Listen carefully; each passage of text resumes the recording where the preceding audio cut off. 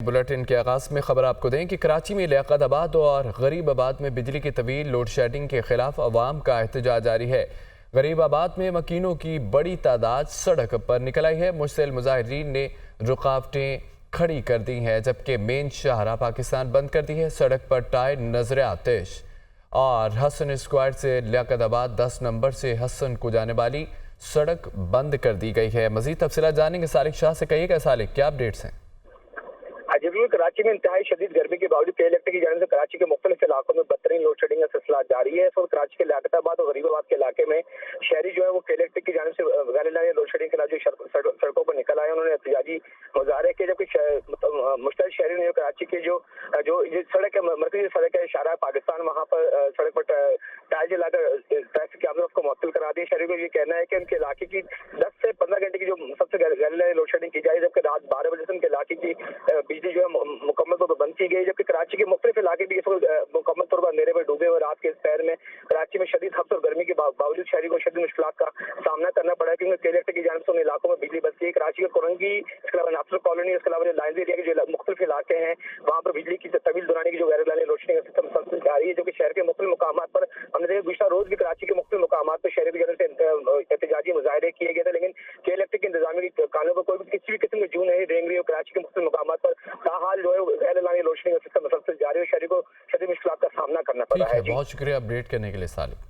قائم مقام chief justice Lahore high court Shujaat Ali Khan نے بطور جج تاریخ رقم کر دی ہے۔ جسٹس شجاعت علی خان کے 91% فیصلوں کو سپریم کورٹ درست قرار دے چکی ہے۔ جسٹس شجاعت علی خان کے فیصلوں کے خلاف سپریم کورٹ میں 809 اپیلیں دائر ہوئی ہیں۔ سپریم کورٹ نے جسٹس شجاعت علی خان کے 466 فیصلوں کو درست قرار دے دیا ہے۔ 295 کیسز اس وقت زیر التوا ہیں۔ قائم مقام chief justice Lahore high court Shujaat Ali Khan نے بطور جج تاریخ رقم کر دی۔ جسٹس شجاعت علی خان کے 91% فیصلوں کو سپریم کورٹ درست قرار دے چکی ہے۔ وزیراعظم شہباز شریف نے اپوزیشن کو پھر مذاکرات کی دعوت دے دی ہے۔ قومی اسمبلی میں اظہار خیال کرتے ہوئے انہوں نے کہا ہے کہ میں کینسر کی بیماری میں مبتلا ہوں، پھر بھی قیدی وین میں عدالت کیا، کبھی جیل میں رویا نہیں۔ خواجہ آصف اور رانا ثناء اللہ کو زمین پر لٹایا گیا، گھر سے کھانا نہیں لانے دیا گیا، ادویات بند کر دی گئی۔ میری والدہ کا انتقال ہوا تو جیل میں تھا، آج بانی پی ٹی آئی کو مشکلات ہیں، میں یہاں اپنی تکلیف کا رونا نہیں رونا چاہتا۔ ہم نہیں چاہتے کہ ان کے ساتھ بھی ایسی زیادتی ہو جو ہمارے ساتھ ہوئی۔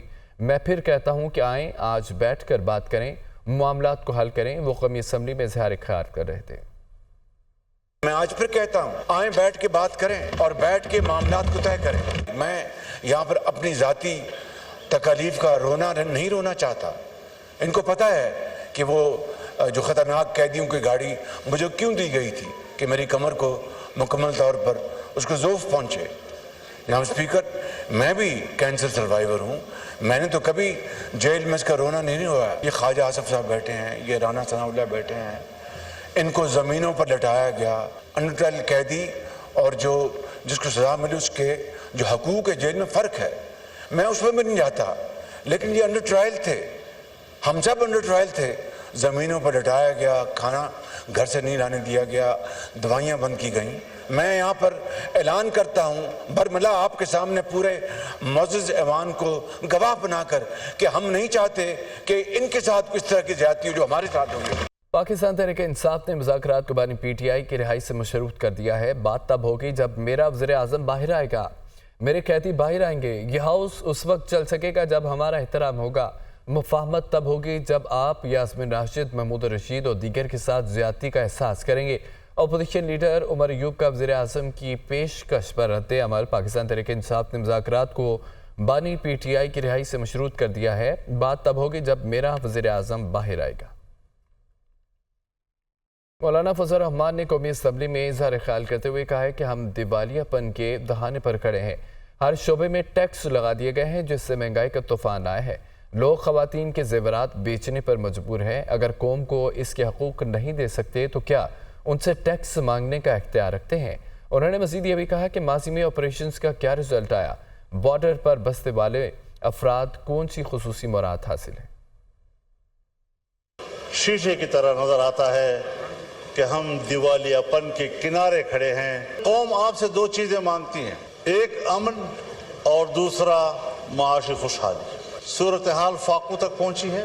अगर आप कौम को वो हुकूक नहीं दे सकते, फिर क्या आप कौम से टैक्स उसूल करने का हक भी रखते हैं? आपके मुल्क के अवाम आपको टैक्स नहीं देंगे, इसलिए कि अवाम को आप पर एतमाद नहीं है। लोगों को पता है कि मेरे टैक्स वसूल करके इसको बाहर के कर्ज में दिया जाएगा, IMF के कर्ज में दिया जाएगा, जाली पार्लियामेंट वजूद में आएगी, तो फिर यही असर होगा कि अवाम आप पे एतमाद नहीं करेगी।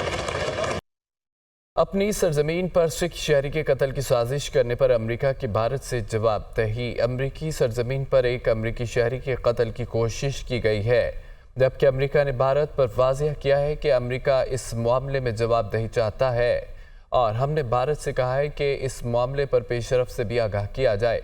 अमरीकी नायब वज़ीर ख़ारजा की जानिब से कहा गया कि अपनी सरजमीन पर सिख शहरी के कत्ल की साजिश करने पर अमेरिका की भारत से जवाबदेही।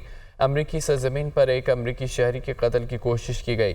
अमरीका ने भारत पर वादा किया है कि अमरीका इस मामले में जवाबदेही चाहता है। तर्जमान अमरीकी वज़ारत ख़ारजा मैथ्यू मिलर का अमरीकी ऐवान ज़हरी में पाकिस्तान से मुतालिक करारदाद पर तबसरे से गुरेज। पाकिस्तान आईनी और बैनुल अक़वामी ज़िम्मेदारियाँ पूरी करे। मैथ्यू मिलर ने कहा कि पाकिस्तान में इज़हार राय की आज़ादी का एहतराम होना चाहिए। आपको बताएं इस खबर से मुतालिक तर्जमान अमरीकी वज़ारत ख़ारजा मैथ्यू मिलर का अमरीकी ऐवान ज़हरी में पाकिस्तान के मुतालिक करारदाद पर तबसरे से गुरेज। पाकिस्तान आईनी और बैनुल अक़वामी ज़िम्मेदारियाँ पूरी करे। मैथ्यू मिलर ने कहा कि पाकिस्तान में इज़हार राय की आज़ादी का एहतराम होना चाहिए।